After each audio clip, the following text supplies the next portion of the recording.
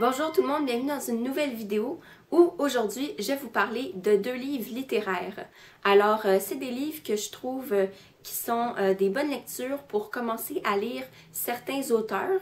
Donc il y a des auteurs qui ont écrit des livres vraiment difficiles, vraiment complexes et d'autres peut-être en début de carrière mais pas nécessairement. Même que j'en ai un aujourd'hui que c'est en début de carrière et l'autre en fin de carrière. Et donc, ces livres-là qui sont écrits permettent, selon moi, d'entrer dans le monde de l'auteur plus facilement. Donc, aujourd'hui, comme je viens de le dire, j'en ai deux. Alors, je vais commencer par le premier, qui est le fameux Sarrazine de Balzac. Alors, ne vous inquiétez pas, c'est une très petite lecture. Donc, c'est vraiment très mince. Et c'est écrit de grosseur très lisible et très agréable. Alors, voilà pour ça. Alors, Balzac de Sarrazine. Pour vous résumer un petit peu l'histoire, sans vous vendre les punchs évidemment, c'est l'histoire d'un homme qui s'en va à la fête somptueuse d'une nouvelle famille emménagée à Paris que personne ne connaît et donc qui est très mystérieuse. L'homme en question va rencontrer là-bas une femme qu'il désire ardemment et pour la séduire, va l'accompagner chez elle et va lui raconter, lui révéler les secrets de la famille que lui connaît. Donc, lui, il a percé le mystère et justement en lui racontant l'histoire sur cette famille-là, très riche et tout ça, et très belle aussi, va tenter de séduire sa dame, mais ça ne fonctionnera pas vraiment comme qu'il pensait. Avec Sarrazine, on entre dans un monde où on discute de l'identité homme-femme, donc les travestis, l'homosexualité, tout ça est abordé sans gêne par Balzac. Et puis, on suit le parcours, je veux dire, d'une femme qui s'appelle Zambinella et qui est une grande chanteuse d'opéra et dont un jeune sculpteur qui s'appelle Sarrazine tombe fou amoureux. Donc, il la voit un soir en train de chanter, il tombe amoureux d'elle et là, veut la sculpter, veut la rencontrer et tout. Donc, c'est l'aventure amoureuse ou la tentative de Sarrazine de séduire Zambinella, de l'avoir pour elle, de faire d'elle sa muse et sa maîtresse. Et puis, à la fin, on va découvrir vraiment qui est Zambinella, parce qu'elle reste une personne très mystérieuse, parce que c'est une grande chanteuse, elle a une belle peau blanche. Et puis, le sujet de l'histoire, c'est vraiment l'intrigue, c'est de savoir qui est Zambinella et si Sarrazine va réussir à la conquérir. Et puis, tout ça va avoir un rapport avec la famille Lanty, qui est la famille mystérieuse qui tient le bal. Donc, voilà pour ça. Pour le style, Balzac, justement, je trouve que c'est plus aisé de rentrer dans le monde de Balzac par Sarrazine parce que Balzac a un style vraiment très long, très descriptif. Balzac, c'est celui qui décrit sans arrêt tous les petits détails, la couleur des cheveux, la peau, les bijoux, les décors, la maison. Vraiment tout ce qu'on peut décrire, Balzac le décrit. Et donc, ça peut faire une lecture très longue ou plus lourde parce qu'on n'a pas envie de savoir c'est quoi tous les détails d'une même personne. Et là-dedans, évidemment, on retrouve cette description-là, mais puisque le livre est plus court, c'est moins pénible et c'est intéressant aussi, hein, parce qu'on va décrire au début de ce livre, par exemple, tout le bal, la décoration du bal et aussi la famille Lanty, que le personnage principal semble bien connaître. Alors voilà pour ça, c'est pour ça que je trouve que c'est une bonne lecture pour commencer, c'est que, je vais vous dire les pages, 74 pages. Donc moi je les ai aux éditions Livre de poche et en euros, j'ai le prix juste ici, ça coûte 1,50 $, donc c'est un investissement et ça coûte vraiment pas cher. Maintenant pour le deuxième auteur, j'ai choisi Ernest Hemingway avec Paris est une fête. Et pas pour n'importe quelle raison, parce que justement, je trouve qu'on peut faire des liens entre Balzac et Hemingway, peut-être plus en fait des contradictions, parce que contrairement à Balzac qui va se charger de décrire la condition humaine, les comportements dans la société aristocratique de Paris, et qui est vraiment dans le public, Hemingway, lui, va décrire ses relations personnelles qu'il entretenait avec ses amis et des connaissances, tous des gens qu'il a rencontrés pendant son séjour dans les années 20 à Paris, alors pendant les années folles. Et puis, je vais vous raconter d'abord un peu c'est quoi l'histoire, puis c'est quoi le thème du livre, le sujet du livre, puis après, je vais vous expliquer pourquoi je pense qu'on devrait commencer par Paris est une fête pour entrer dans le monde d'Hemingway. Alors, d'abord, le livre est écrit à la fin de sa vie. Alors, Hemingway, dans ce roman-là, va décrire toutes les relations qu'il a eues avec Ezra Pound, Fitzgerald, avec Gertrude Stein, avec tous les écrivains et tous les artistes qu'il a rencontrés pendant ces années 20-là. Et puis, c'est écrit à la fin de sa vie, donc c'est vraiment comme un souvenir, une remise en mémoire de toutes ces années-là. Et c'est en forme de nouvelles. Donc, c'est vraiment plus rapide et plus facile à lire parce que c'est plus court. Et puis, chaque nouvelle a comme sujet là, une personne qu'il connaissait. Donc, il y a une nouvelle juste sur Fitzgerald, une nouvelle juste sur son voyage dans les Alpes, une nouvelle juste sur sa rencontre avec Ezra Pound.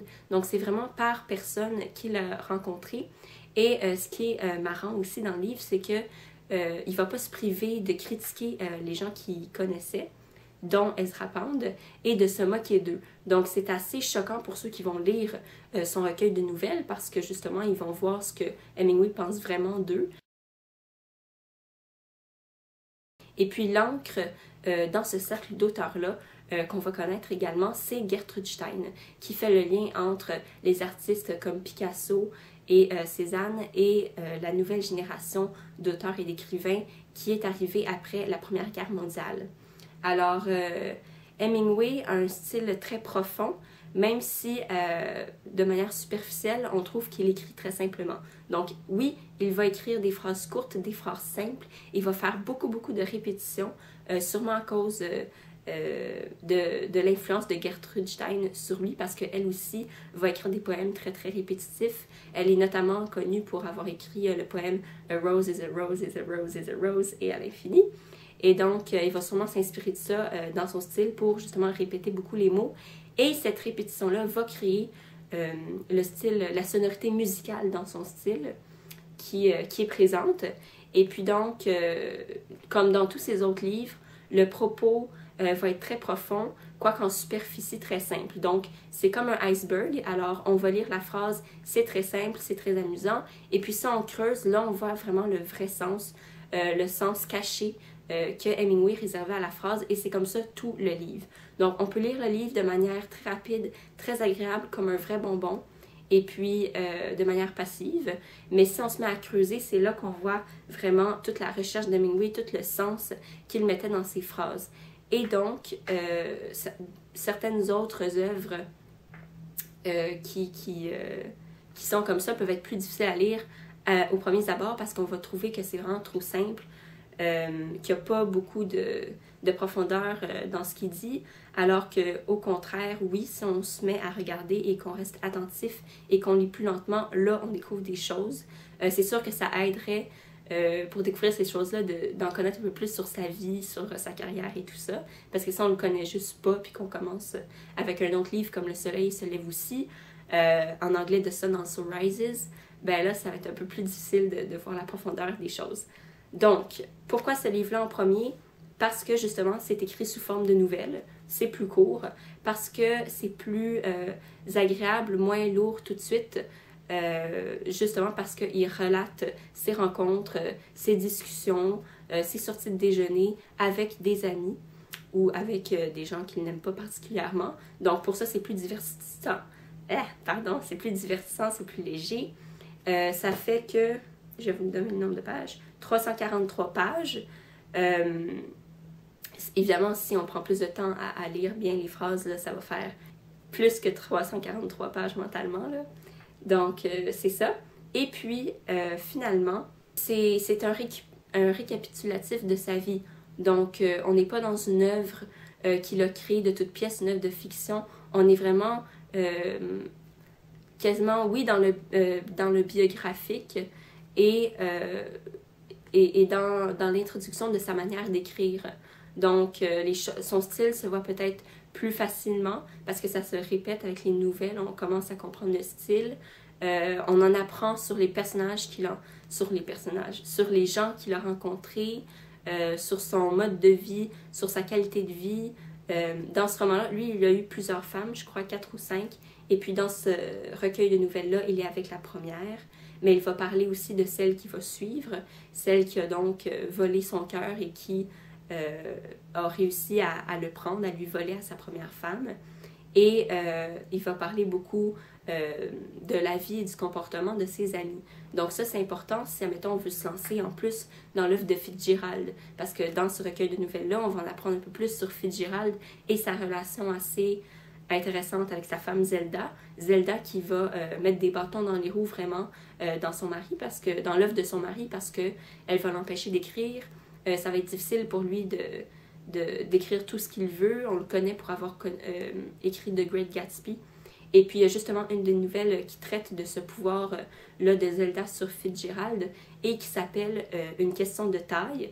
Alors, Une question de taille, c'est un titre à l'apparence banale, mais si on lit le reste de la nouvelle et qu'on réfléchit un peu, on réalise que la question de taille, c'est à propos du sexe de Fitzgerald. Donc, Hemingway dit qu'il n'est pas gros et qu'il est très petit parce que, justement, sa femme Zelda a tout le pouvoir sur lui. Donc, c'est pas un vrai homme, il n'est pas capable de surmonter le pouvoir de sa femme et de lui dire « ça suffit, je veux écrire, laisse-moi en paix ».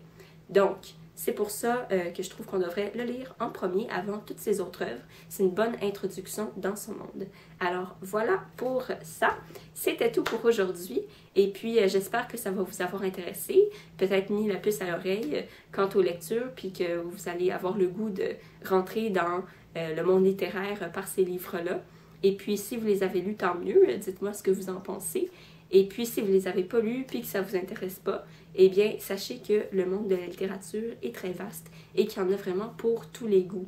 Alors, c'est pas du tout des lectures straight, si je peux me permettre, que la littérature, parce que justement, ce qui fait que c'est des chefs-d'œuvre et qu'on les lit encore et qu'on les étudie encore à l'école, c'est parce qu'ils ont brisé des barrières, parce qu'ils ont provoqué, parce qu'ils ont été trop vulgaires, trop démonstratifs de choses qu'il faut cacher. Donc, c'est vraiment intéressant la littérature parce que justement, c'est toujours du renouveau, c'est toujours une rupture avec l'ancien, ce qui a été avant. Alors voilà, j'ai oublié de vous parler du titre. Alors, Paris est une fête. Oui, ça le dit, dans les années 20, Paris, c'est une ville de plaisir, de divertissement, de boissons et tout ça, et où les écrivains américains peuvent avoir beaucoup de plaisir et avoir la chance d'épanouir leur talent, de s'épanouir et d'explorer d'autres avenues pour la littérature, par exemple. Mais sous le titre se cache autre chose, donc encore le iceberg. Les auteurs américains ne sont pas tous joyeux, guillerets et profitent pas juste de la vie comme ça. Ils ont fui, dans le fond, ils se sont expatriés des États-Unis pour aller en France parce que la guerre, justement, leur a fait voir ce qu'il y avait de pire en l'homme, a brisé toutes les valeurs en quoi croyaient ces écrivains-là. Ensuite, il y a eu la loi qui empêche de boire de la boisson et Hemingway est un très grand buveur, alors ça veut dire être une des causes, petite cause de son départ. Et puis, dans le fond, les écrivains, quand ils arrivent en France, ils sont vides et ils sont perdus. Donc, ils vont chercher, en allant en France, justement, qui est une terre vierge, qui permet d'explorer toutes sortes de choses, de trouver une autre manière d'exprimer les valeurs nouvelles qu'ils veulent mettre pour guider leur vie, trouver un nouveau but à leur vie, de nouvelles manières de s'exprimer, d'écrire. Alors, j'ai fini pour le titre. Et puis voilà, donc je vous dis bye pour de vrai à une prochaine vidéo. Bye!